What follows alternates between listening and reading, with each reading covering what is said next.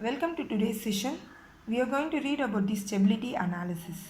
Before going to the topic, we have to know what is the meaning of stability. Basically, every system is classified as stable, unstable, and marginally stable system. First, let's see what is a stable system. A system is stable if the system comes to equilibrium state when it is subjected to a small initial disturbance. If we consider a pendulum, this is the pendulum. If you are giving a small disturbance to the pendulum can move in either direction. But after a small disturbance, it should come to the initial equilibrium condition. So if it comes to the equilibrium condition, initial state, then we will say our system is stable. If we consider next is the unstable system. So for the unstable system, if the output does not comes to the initial equilibrium state, then we will say it as a unstable system. If your if your system is like this, if you consider inverted pendulum, if you are giving a small disturbance to this pendulum, it will not come to it will not be able to regain its original initial position. So then it will say our system is unstable. Then is your marginally stable system. So a system is marginally stable if the system tends to oscillate about the equilibrium position, but it will not regain the original state. That means if we consider a pendulum like this, so if we are tilting the pendulum, if we are giving a small disturbance to this pendulum, it will be oscillating, but it will not regain its original initial position like this.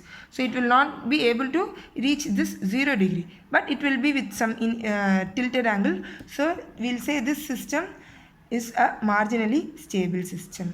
Next we have to know what is a Bibo system. What is Bibo? Bounded input and bounded output.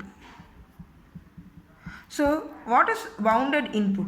So bounded input means we will be able to know what is the maximum and minimum limits. So if we consider this system, in this system it is a constant. Your output will be we are getting a constant value. So this will be a 0 and this will be the constant value, minimum and maximum limit.